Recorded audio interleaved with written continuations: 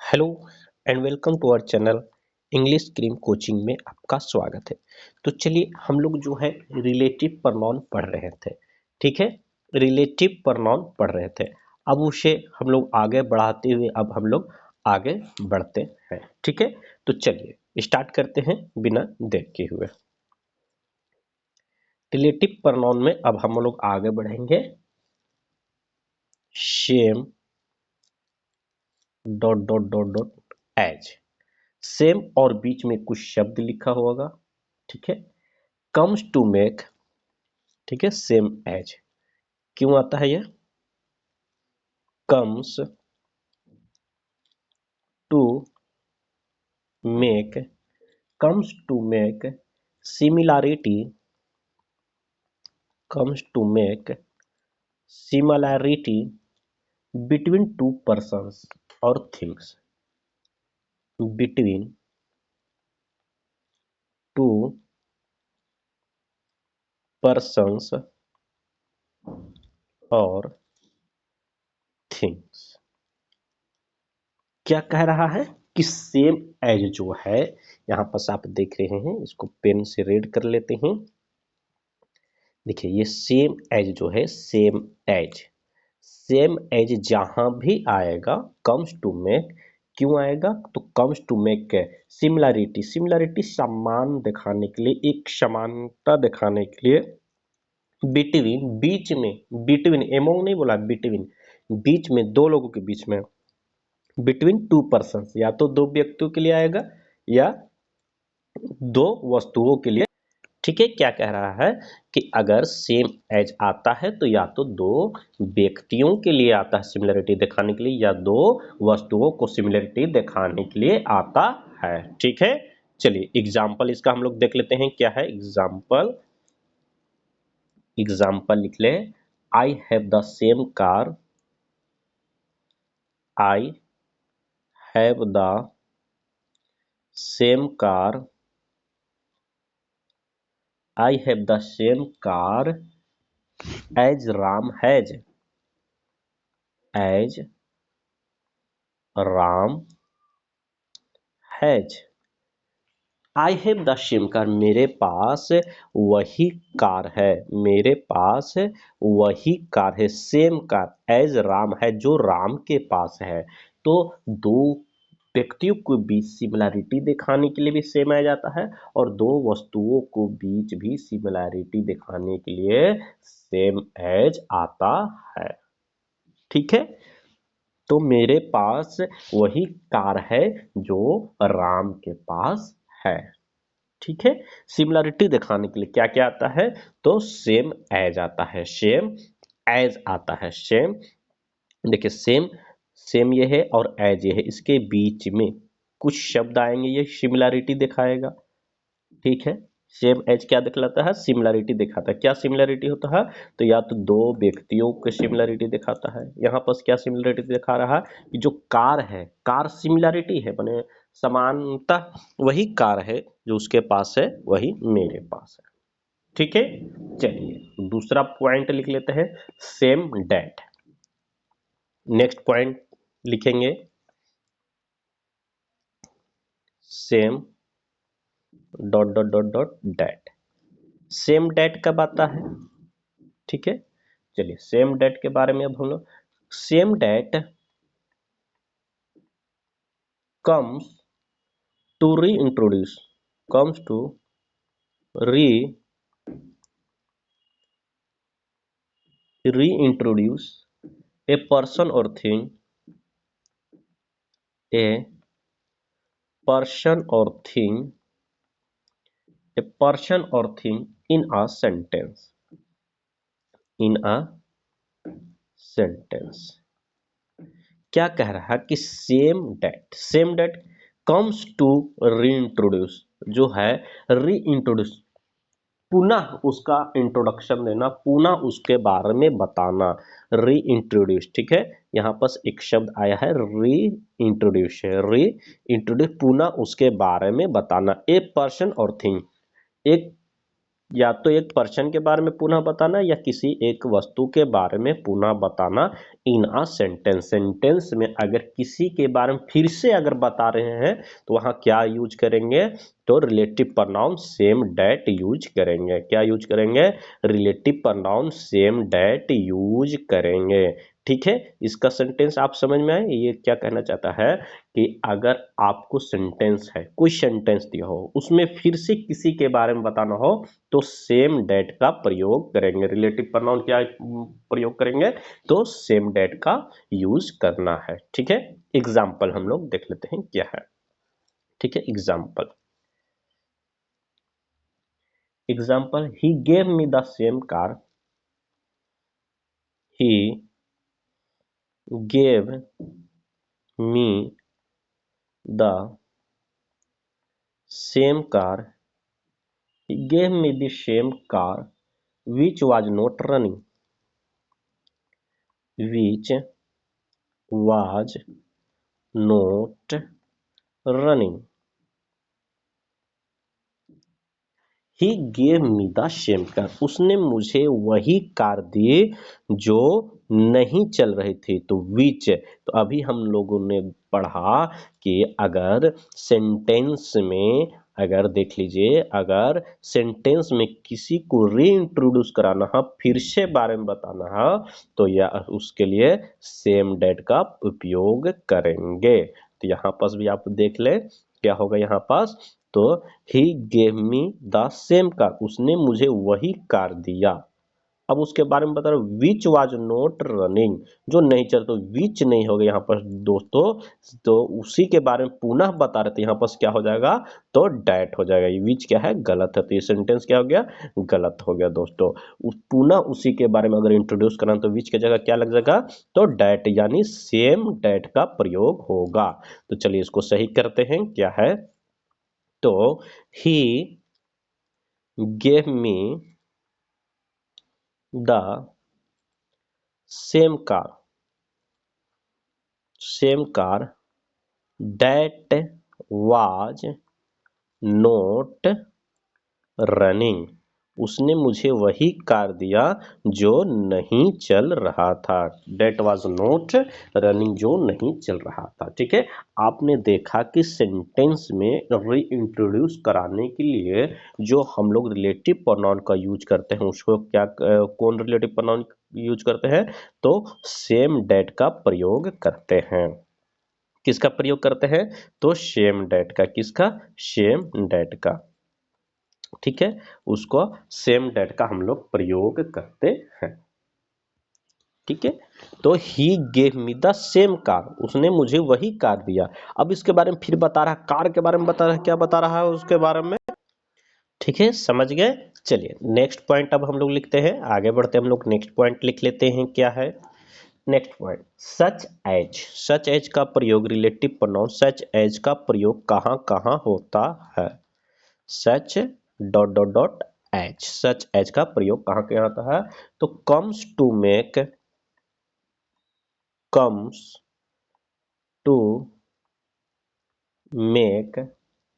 Similarity, comes to make similarity qualities, similarity qualities of the actions, similarity qualities of the actions of two, the actions of two persons or thing, of two persons or things। ठीक है, such as कहाँ कहाँ प्रयोग होता है। ठीक है, such as, तो सच एज, ठीक है, तो सच एज, ठीक है, कम्स टू मेक आता है किसके, सिमिलैरिटी, जो है समान दिखलाने के लिए, क्या क्या, similarity qualities of the action, similarity quality होना चाहिए। ठीक है, एक जैसा खूबी दिखाने के लिए, ऑफ द एक्शंस कार्यों का, ऑफ टू पर्संस और थिंग्स, दो व्यक्तियों या सामानों या वस्तुओं का एक जैसा खूबी को दिखलाने के लिए, एक जैसा गुण को दिखलाने के लिए क्या हम लोग रिलेटिव प्रोनाउन यूज करते हैं? तो सच एज का प्रयोग करते हैं। एक जैसा गुण दिखलाना हो, दो व्यक्तियों या दो वस्तुओं के बीच में अगर एक जैसा गुण दिखलाना हो तो कौन सा रिलेटिव प्रोनाउन यूज करते हैं? तो सच एज का प्रयोग करते हैं। किसका? तो सच एज का। ठीक है, समझ गए यहां तक? अगर सिमिलैरिटी क्वालिटी दिखलाना हो किसके किसके बीच में, तो या तो दो पर्सन्स के बीच में या दो वस्तुओं के बीच में, उनके कार्यों के बीच में अगर सिमिलैरिटी दिखलाना हो तो हम लोग क्या यूज करेंगे? तो सच एज के जगह हम लोग रिलेटिव प्रोनाउन क्या यूज करेंगे? तो सच एज यूज करेंगे। ठीक है, कहां यूज करेंगे? तो similarity qualities of the actions of persons, और टू पर्सन्स होते हैं दो व्यक्तियों या दो वस्तुओं के बीच में। ठीक है, चलिए एग्जाम्पल हम लोग देख लेते हैं क्या कह रहा है। Example, she is singing, she is singing, she is singing such sweetly,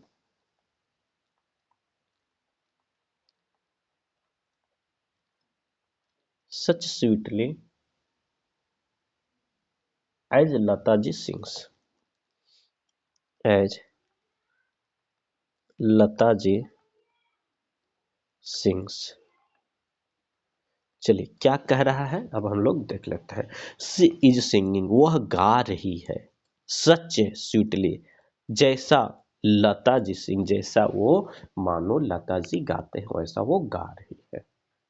ठीक है, तो दो दो मतलब दो व्यक्तियों के बीच में अगर एक जैसा गुण दिखलाना, गुण यहाँ पर क्या है? गाने का गुण है। वो कैसा गा रही है? तो लता जी की तरह गा रही है। तो ये गुण जो है, दो सिमिलैरिटी, दो व्यक्तियों के बीच में एक ही गुण को दिखलाने के लिए किसका यूज कर रहा है? तो सच एज का। सच एज का यूज हो रहा है, सच एज का। दो व्यक्तियों के बीच में एक ही जैसा गुण को दिखलाने के लिए किसका इस्तेमाल हो रहा? तो सच एज का प्रयोग हो रहा है। किसका प्रयोग हो रहा? तो सच एज का प्रयोग हो रहा है। ठीक है, समझ गए? अगर दो व्यक्ति है या दो वस्तु है, उसके बीच में अगर एक ही जैसा गुण है तो हम लोग जो है रिलेटिव प्रोनाउन सच एज का यूज करेंगे। ओके, चलिए आगे बढ़ते हैं। नेक्स्ट पॉइंट, नेक्स्ट पॉइंट क्या है हम लोग देख लेते हैं। तो such that.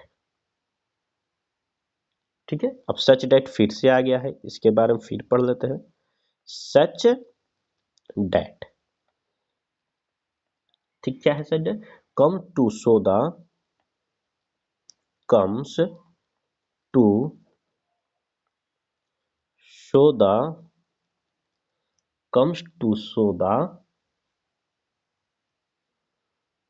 Comes to show the quality of one's action, quality of one's action. क्या कह रहा है कि सच डेट क्यों आता है? जो है रिलेटिव प्रोनाउन सच डेट किस लिए आ रहा है? तो क्वालिटी को दर्शाने के लिए, खूबी को दर्शा ऑफ वंस एक्शन, खुद की खूबी को दर्शाने के लिए क्या आता है? तो सच डेट आता है।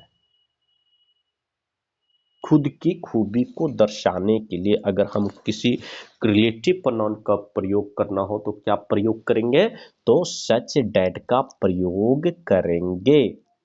ठीक है, एग्जाम्पल से हम लोग समझते हैं। चलिए एग्जाम्पल हम लोग देख लेते हैं क्या है इसका example. She is singing such sweetly, she is singing such sweetly, she is singing such sweetly which attracts everybody, which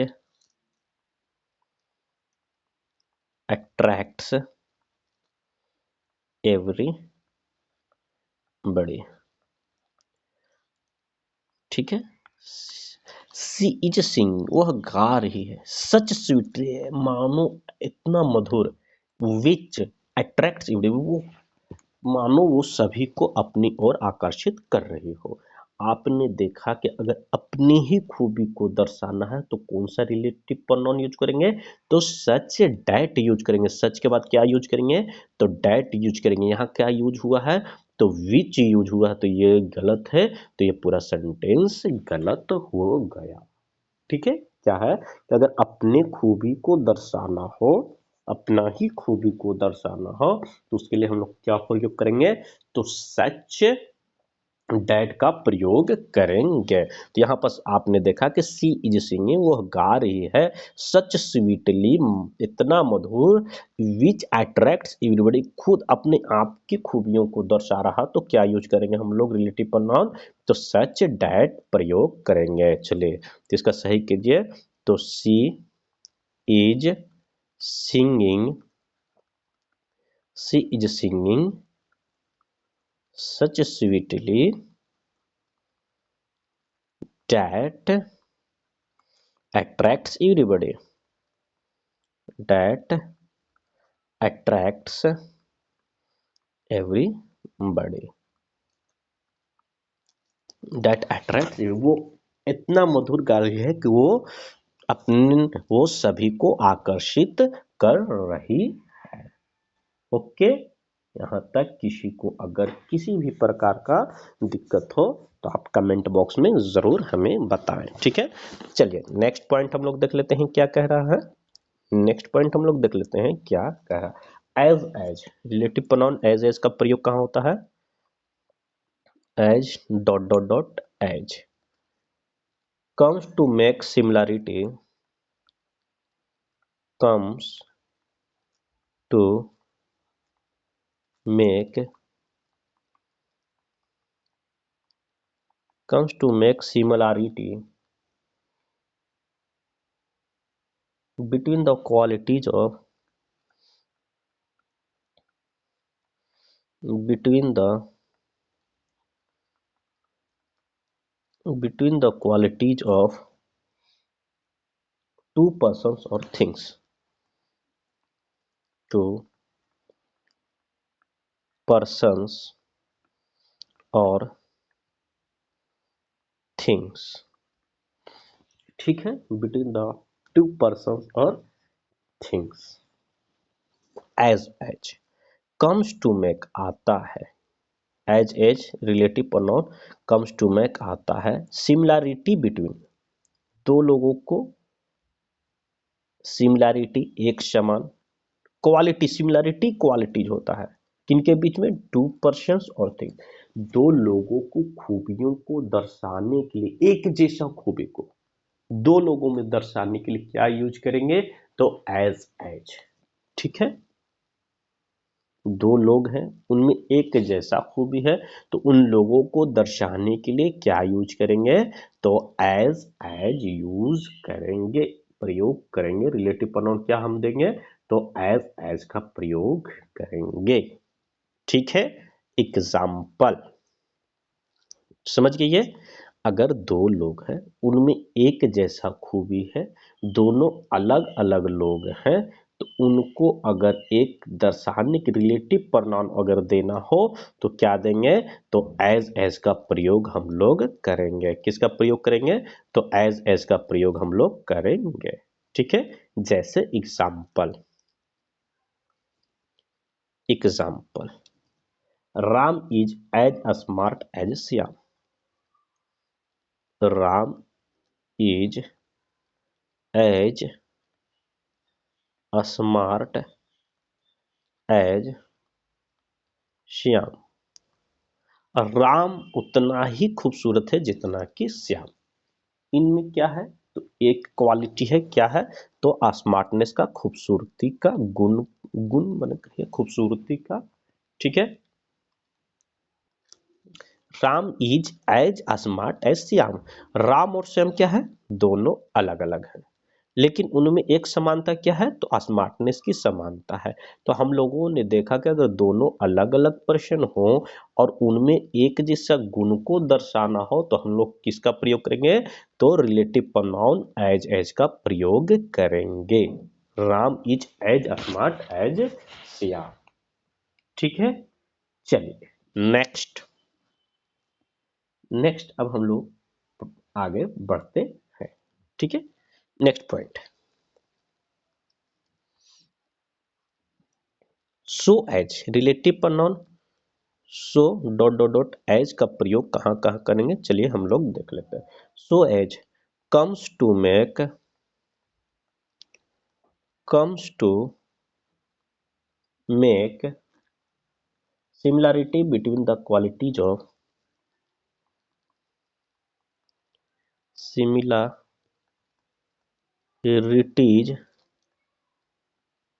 between, between similarities between the the qualities of two persons or things, two persons or things। ठीक है, क्या क्या कह रहा है कि अभी हम लोगों ने पढ़ा एज के बारे में पढ़ा, अब so as comes to make similarity between the qualities of two persons और थिंग। ये भी तो वही कह रहा जो एज कह रहा है, लेकिन लेकिन ये केवल निगेटिव स्ट्रक्चर में किया जाता है। ठीक है, पहले इसका हिंदी पहले जान लेते हैं हम लोग, इसका क्या कह रहा है वो इस सेंटेंस का, कि so as comes to make आता है similarities between the qualities of two persons और थिंग्स। अगर दो व्यक्ति हैं, दो अलग अलग व्यक्ति हैं, उनमें जो एक समान गुण है उनको दर्शाने के लिए क्या यूज होता है, तो सो एज यूज होता है। हम लोग जो रिलेटिव प्रोनाउन यूज करेंगे सो एज का प्रयोग करेंगे, लेकिन सो एज जो है हमेशा निगेटिव सेंस में प्रयोग होता है। सो एज जो है हमेशा निगेटिव सेंस में प्रयोग होता है। एक पहले नोट लिख लेंगे फिर एग्जांपल लिखेंगे। नोट, ठीक है, एक नोट लिखेंगे। ध्यान रहे कि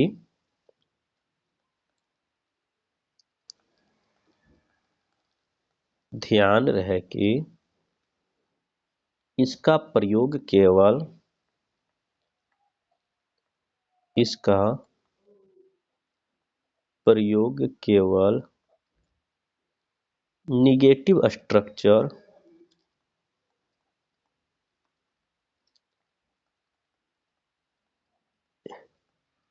निगेटिव स्ट्रक्चर में किया जाता है, स्ट्रक्चर में किया जाता है। ठीक है, सो एज का प्रयोग, सो एज का प्रयोग, ध्यान रहे कि इसका प्रयोग यानी so as relative pronoun, so as का प्रयोग निगेटिव स्ट्रक्चर में केवल किया जाता है। एज जो है positive and you can say negative, but so as is used only in negative structure, only in negative structure, negative structure में केवल किया जाता है, केवल निगेटिव स्ट्रक्चर में किया जाता है। किसका, सो एज का। ठीक है, किसका, तो सो एज का। ठीक है, एग्जाम्पल, एग्जाम्पल हम लोग देख लेते हैं क्या है, कि Ram is not, Ram is not so smart, so smart as Shyam.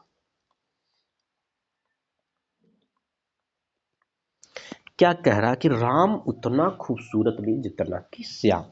इन लोगों के बीच में एक ही क्वालिटी, राम एक अलग पर्सन है, श्याम एक अलग पर्सन है, दोनों के बीच में एक सामान्यता क्या है, स्मार्टनेस की। लेकिन क्या कह रहा है कि स्मार्टनेस की खूबी है, लेकिन जितना राम स्मार्ट उतना श्याम नहीं है। श्याम जितना स्मार्ट है, Ram is not so smart, Ram ज्यादा स्मार्ट नहीं किससे, श्याम से। ठीक है, तो वही इसमें बताया जा रहा है कि जो सो एज जो है, सो एज केवल निगेटिव स्ट्रक्चर में ही प्रयोग किया जाता है। सो एज जो है क्या है, केवल निगेटिव स्ट्रक्चर में ही प्रयोग किया जाता है। ठीक है, कोई दिक्कत? तो Ram is not so smart as Shyam. ठीक है, अभी हम लोगों ने देखा कि एज जो है हम लोग पॉजिटिव स्ट्रक्चर में यूज करते हैं और सो एज जो हम लोग नेगेटिव स्ट्रक्चर में यूज करते हैं। ठीक है, चलिए नेक्स्ट पॉइंट हम लोग लिखेंगे, show that,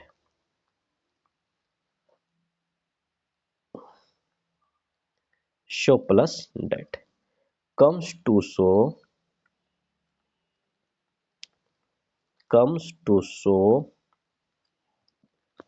the target of one's action, the target of one's action, target of one's x.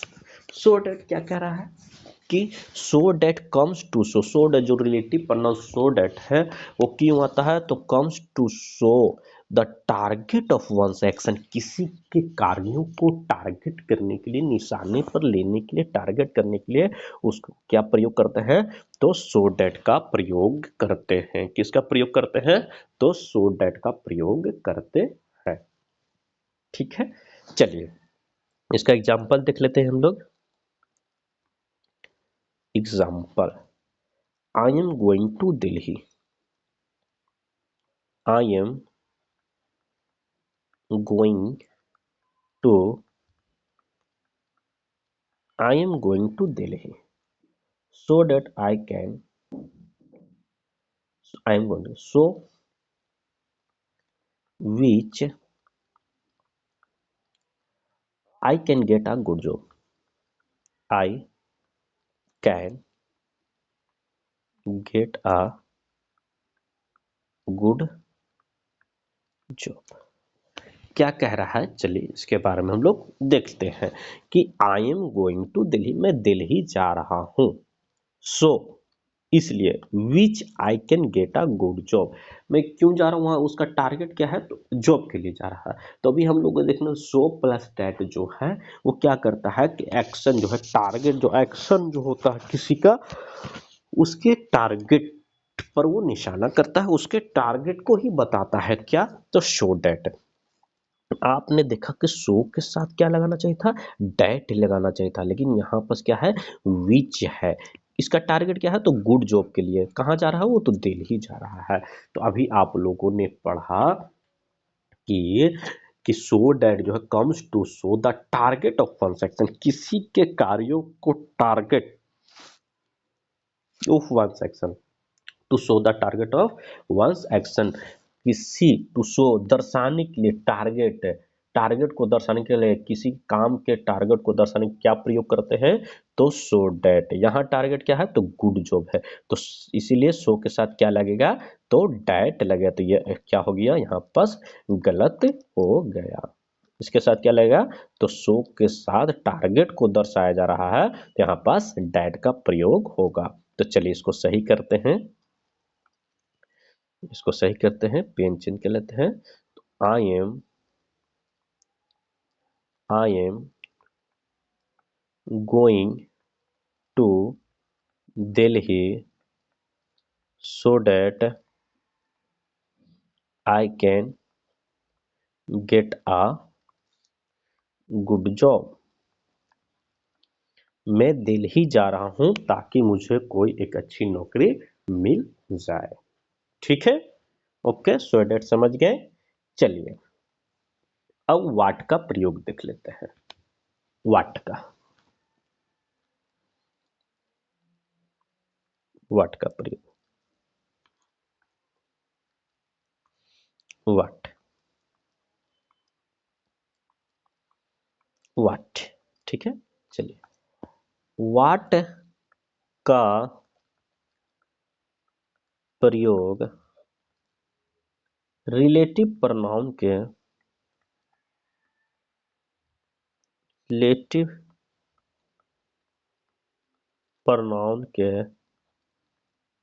रूप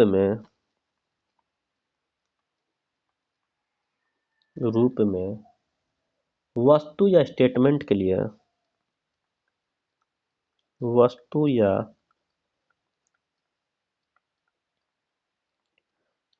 या स्टेटमेंट के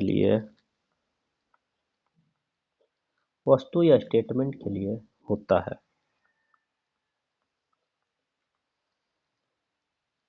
और यह वाक्य के शुरू और यह वाक्य के शुरू में अथवा बीच में वाक्य के शुरू अथवा बीच में कहीं भी आ सकता है कहीं भी आ सकता है। ठीक है। वाट का जो प्रयोग होता है रिलेटिव प्रोनाउन के रूप में, अगर रिलेटिव प्रोनाउन के रूप में हम लोग वाट का प्रयोग कर रहे हैं तो वस्तु या स्टेटमेंट के लिए होता है। तो किसके लिए वाट फिर प्रयोग होगा? रिलेटिव प्रोनाउन के लिए यूज कर रहे हैं तो वस्तु या स्टेटमेंट के लिए फिर प्रयोग होगा और यह वाक्य के शुरू अथवा बीच में कहीं भी आ सकता है। वाट जो है अगर रिलेटिव प्रोनाउन के लिए रिलेटिव प्रोनाउन के तर्ज पर आप इसका प्रयोग करते हैं, रिलेटिव प्रोनाउन बना रहे हैं वाट को आप अगर रिलेटिव प्रोनाउन बना रहे हैं तो ये किसके लिए यूज होगा? तो या तो किसी वस्तु थिंग्स के लिए होगा या स्टेटमेंट के लिए होगा। ये बीच में या शुरू में कहीं भी आ सकता है। ओके, चलिए एग्जाम्पल देख लेते हैं। एग्जाम्पल, व्हाट यू से, what you say is not right, is not right, what you say is not right, जो तुम कह रहे हो वो सही नहीं है। ठीक है, तो वाट क्या हो गया यहाँ पर? तो यहाँ वाट जो है बीच में शुरू में आ गया। ठीक है, वाट जो है शुरू में आ गया। ठीक है, चलिए नेक्स्ट एग्जांपल क्या है? आई नो व्हाट यू से, आई नो व्हाट यू से, मैं जानता हूं तुम क्या कह रहे हो। तो अब यहां देखते हैं व्हाट जो है क्या है। अब व्हाट जो है बीच में कहीं भी आ सकता है, शुरू में या मिडिल में कहीं भी आ सकता है रिलेटिव प्रोनाउन के तर्ज पे। ठीक है, चलिए नेक्स्ट एक और पॉइंट लिखेंगे, एक और पॉइंट लिख लेंगे। यदि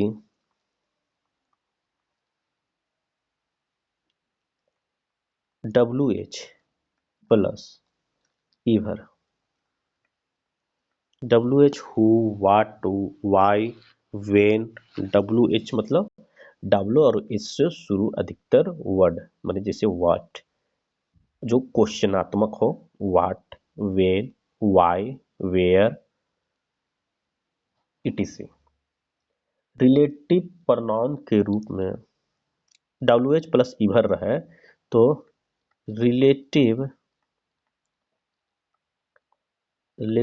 प्रोनाउन के रूप में रहे तो यह भी वाक्य के तो यह भी वाक्य के शुरुआत अथवा बीच में कहीं भी आ सकता है। शुरुआत अथवा बीच में कहीं भी आ सकता है, कहीं भी आ सकता है। ठीक है, क्या कह रहा है चलिए देख लेते हैं कि यदि जो है WH plus ever what when where why plus ever जो ठीक है रिलेटिव प्रोनाउन के रूप में रहे तो यह भी वाक्य के शुरुआत अथवा बीच में कहीं भी आ सकता है। ठीक है, WH प्लस इवर जो है वाक्य के शुरू में अथवा बीच में कहीं भी आ सकता है। ठीक है, example example who इवर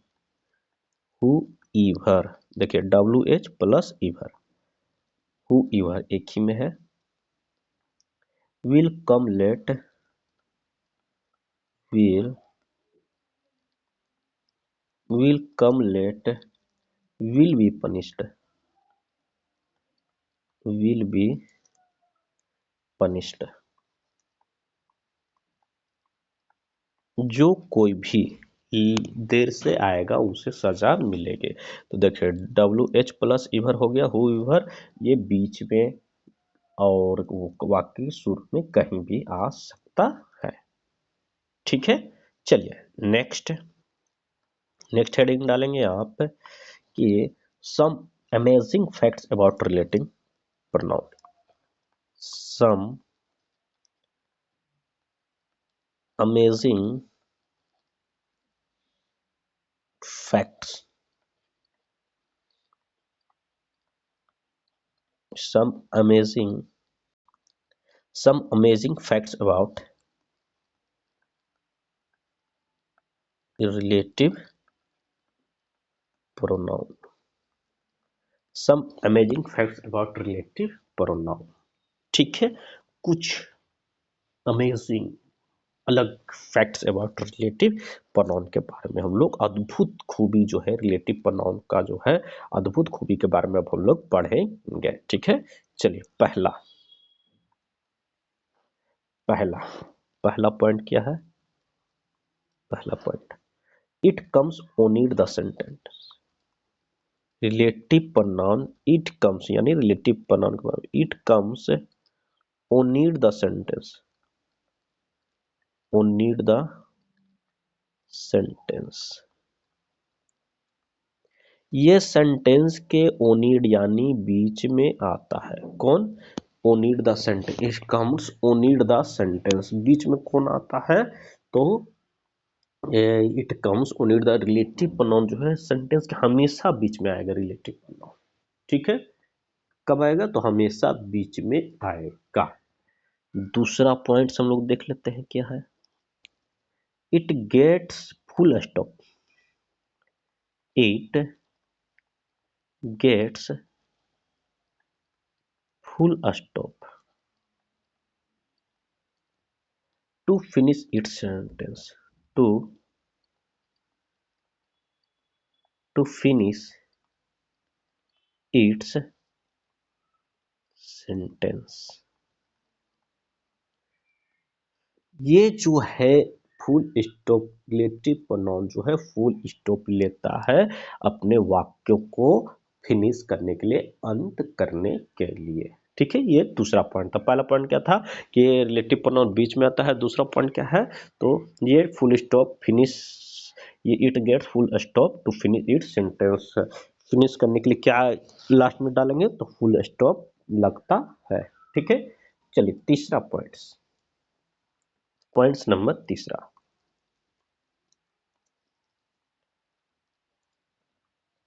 it shows Hindi meaning it shows Hindi meaning it shows Hindi meaning beginning with ज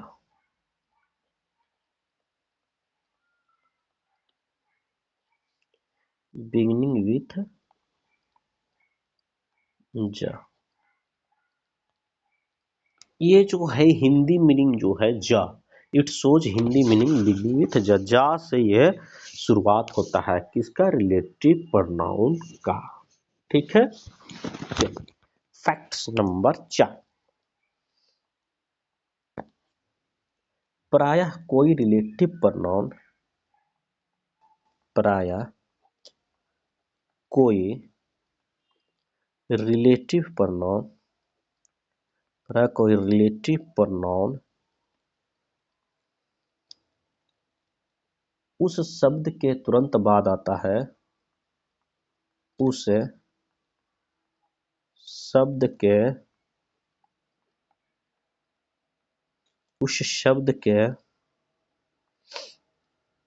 तुरंत बाद, उस शब्द के तुरंत बाद आता है जिसके लिए वह प्रयोग किया जाता है, जिसके लिए वह प्रयोग किया जाता है, जिसके लिए वह प्रयोग किया जाता है। क्या है कि प्रायः कोई रिलेटिव प्रोनाउन है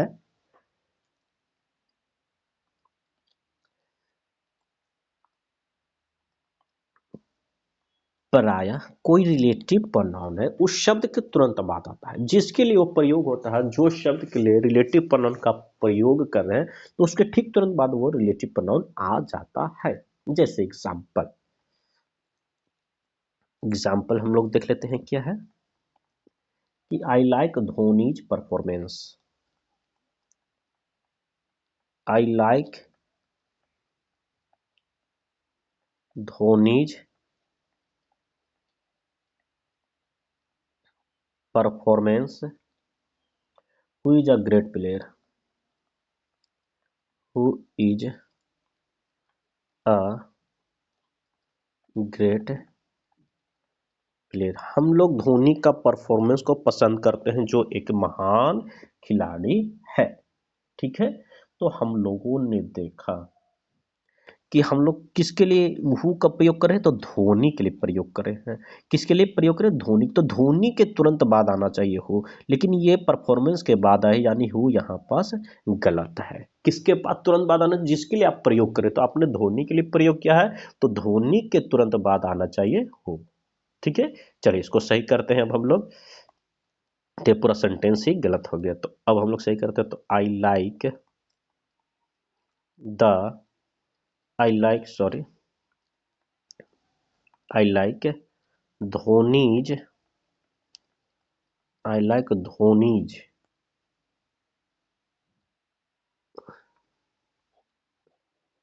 आई लाइक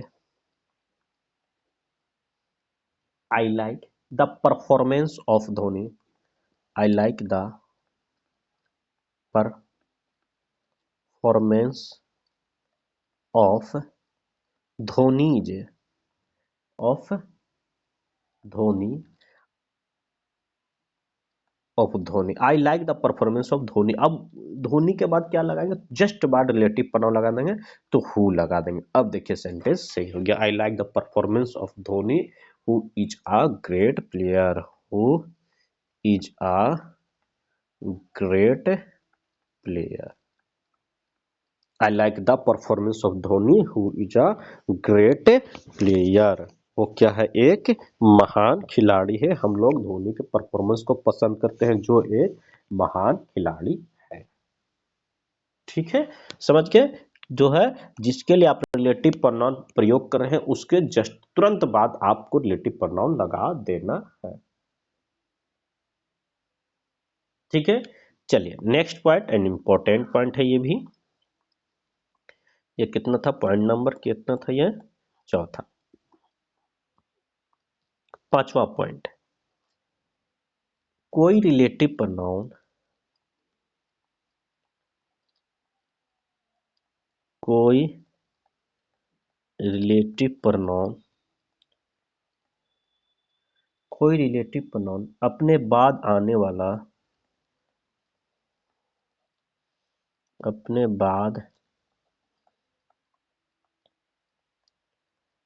बाद आने वाला वर्ब भी उसी नाउन अथवा प्रोनाउन पर, उसी नाउन अथवा प्रोनाउन पर ग्रहणकर्ता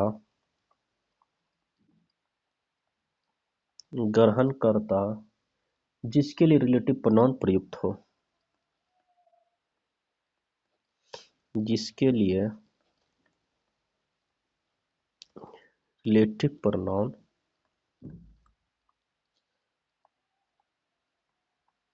प्रयुक्त हो, जिसके लिए रिलेटिव प्रोनाउन प्रयुक्त हो।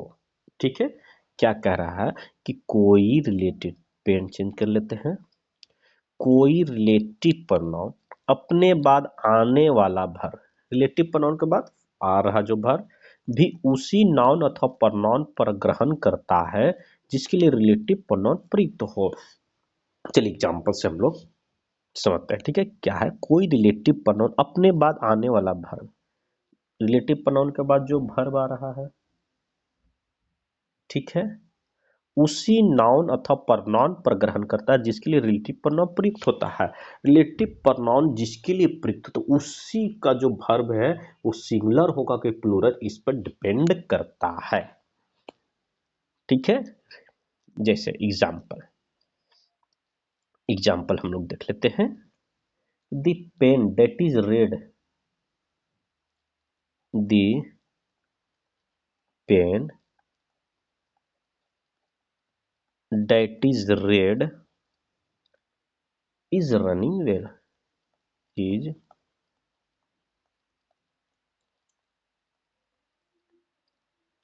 क्या कह रहा है कि the pen that is red, वह पेन जो लाल है, इज रनिंग वेल। ठीक है, यहां पर आप देख रहे हैं रिलेटिव प्रोनाउन जो है डेट, डेट जो है किसके लिए आया है, पेन के लिए। तो वर्ब जो है यहाँ पर क्या है, तो वर्ब जो है सिंगुलर, ये जो है नाउन, जो है नाउन यहाँ पर सिंगुलर है, तो वर्ब भी इसके दौरान ही लगेगा, तो ये भी वर्ब जो यहाँ पर सिंगुलर ही लेगा, यही कह रहा था।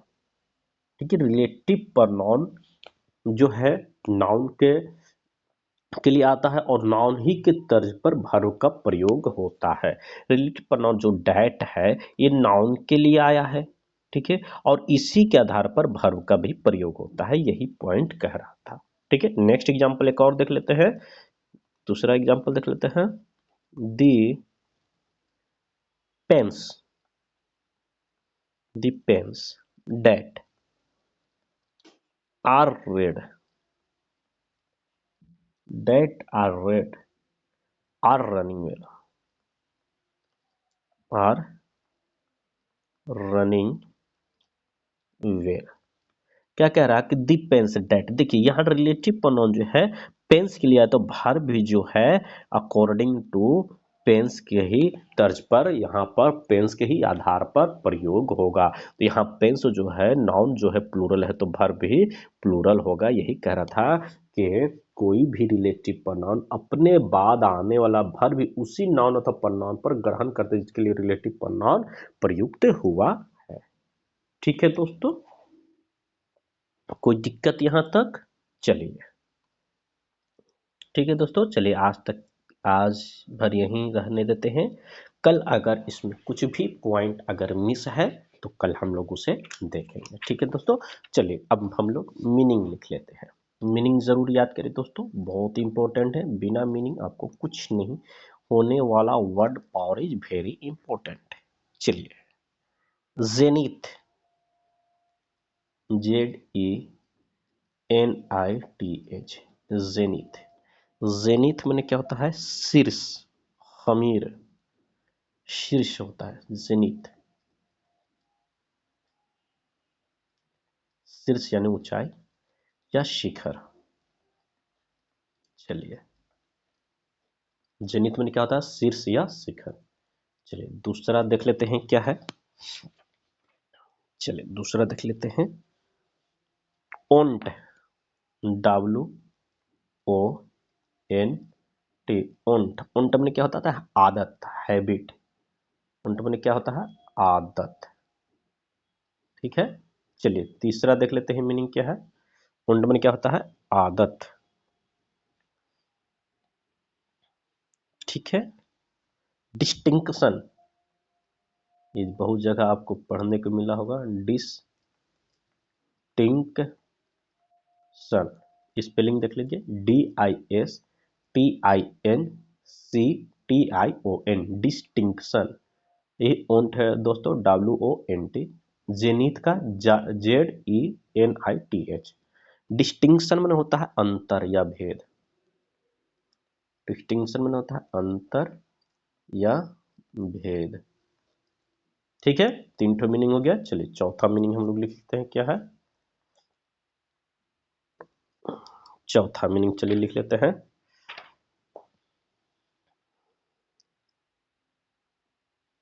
चौथा मीनिंग प्रोटीन। देखिए एक जैसा मिलता जुलता, इसीलिए PROTEAN, ये देखिएगा PROTEAN। प्रोटीन में होता है बहु रुपया, बहु रुपया। प्रोटीन में क्या होता है, बहु रुपया, बहुमुखी जिसे बोला जाता है, या बहुमुखी,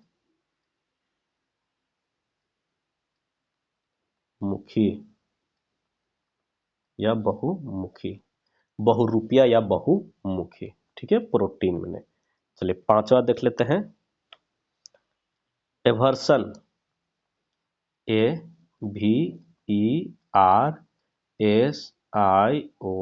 एवर्जन या एवर्सन मैंने होता है घृणा यानी नफरत।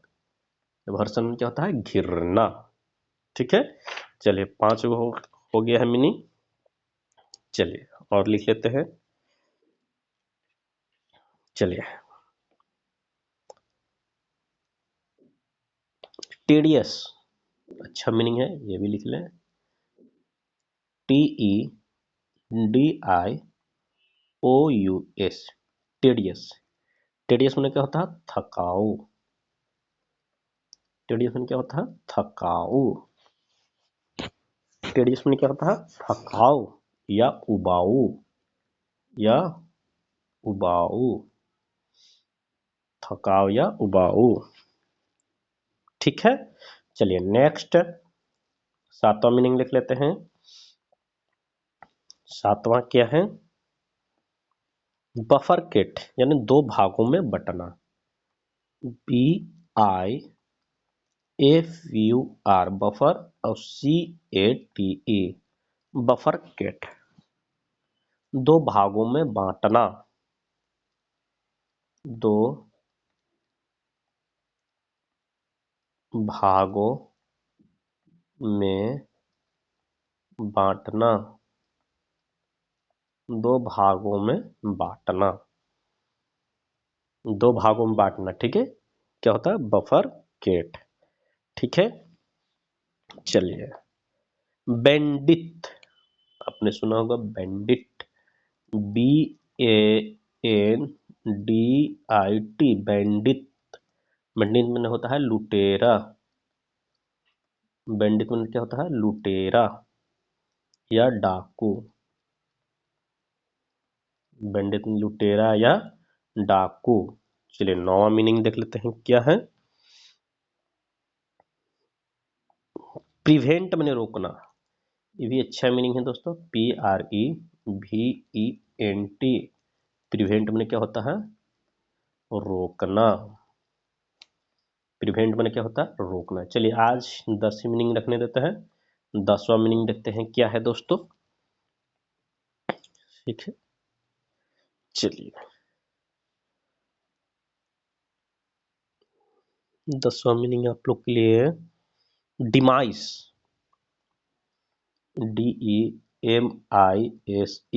DEMISE। डिमाइस में होता है, डिमाइश यानी अंत या इंतकाल, अंत होना या इंतकाल। ठीक है, डिमाइश में अंत या इंतकाल। ठीक है, चलिए दोस्तों आज के लिए इतना ही। अब दोस्तों आपको वीडियो मिलते रहेगा दोस्तों, बहुत परेशानी में होने के बावजूद आप लोग के सामने ये वीडियो लाए हैं दोस्तों, लेकिन अब आपको वीडियो मिल रहा है, आप इसे गौर से देखेंगे दोस्तों। आप बड़े से बड़े चैनल पर जहां पैसे खर्च करके आप पढ़ रहे हैं दोस्तों, आपको रियल में फ्री में पढ़ाया जा रहा है दोस्तों। आप इसे गौर से पढ़ने वाले बच्चे जो नहीं भी हैं वो एक बार गौर से देखें, नोट्स को मिलाएं, आपको खुद ब खुद क्वालिटी पता चल जाएगा दोस्तों। ठीक है, चलिए, अगर वीडियो पसंद आता तो आप इसे लाइक कर देंगे दोस्तों, शेयर करें, ज़्यादा से ज़्यादा सब्सक्राइब करें दोस्तों, ताकि मोटिवेट होकर और मैं आप लोग के लिए अच्छे से अच्छे वीडियो बना सकूं दोस्तों। चलिए ठीक है, नेक्स्ट वीडियो मिलते हैं, तब तक के लिए धन्यवाद दोस्तों, जय हिंद।